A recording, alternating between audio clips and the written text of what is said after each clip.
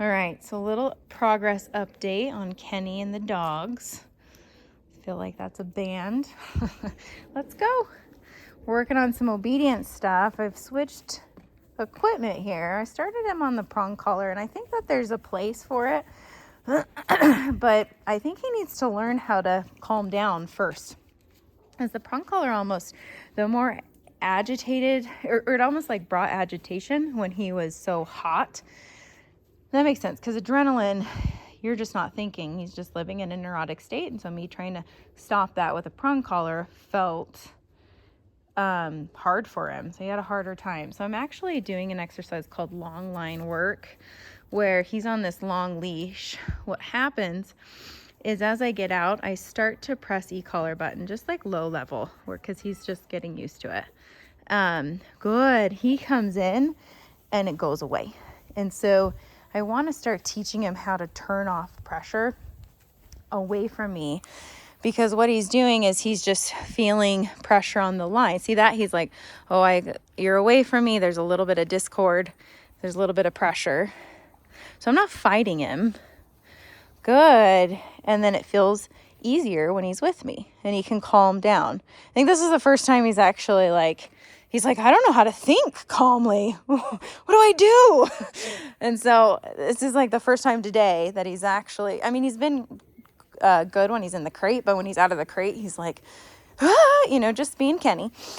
And so I'm just kind of having him feel that discord away from me. And I'm almost like, hey, you want to be psycho? I'm bowing out, and there's going to be a little bit of pressure, and that pressure goes away, and that release of pressure feels good to him.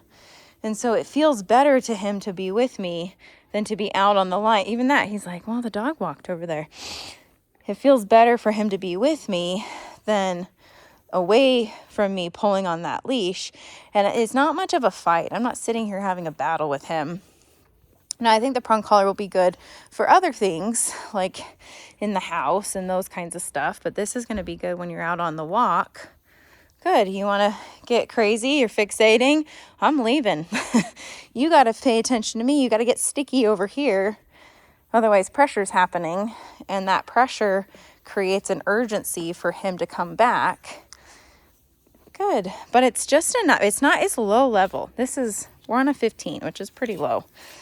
He's feeling it. He's not yelping. It's not these big dramatic corrections. Good. Nice. There we go. He's like, okay, tell me what to do. We've also been doing down with it. Down. And he needs a little help with the leash. Down. Down. Good. Okay, let's go. Good boy. But I think for the first time, he's like, I don't even know what this state of mind is. So there's a little bit of uncertainty. But we're talking, I changed one piece of equipment, prong collar, to this is just a slip lead, long line, and just low level e-collar. And all of a sudden he has to think, and I'm not fighting him on that leash. Good job, buddy. Let's go. But yeah, he's like, I don't know what to do. What does calmness feel like? It's crazy. Good job, dude. But he'll get more comfortable with it. Yeah. He's like, all right, tell me my job. Tell me what to do. So even with these dogs out here chewing on bones, and Millie, I want him to greet dogs calmly. His tail for the first time today is down, which his tail is so high all the time.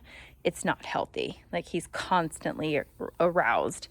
And for the first time, he's like, oh, I can actually just coexist with the dogs out here. And I don't need to, now I'm just going to let him go. He's calm. He can go be a dog. That's important. But when I start to see him get neurotic, then he can play. But right now I'm going to focus on having him just come to me and get that really under wraps before I let him engage in a ton of play.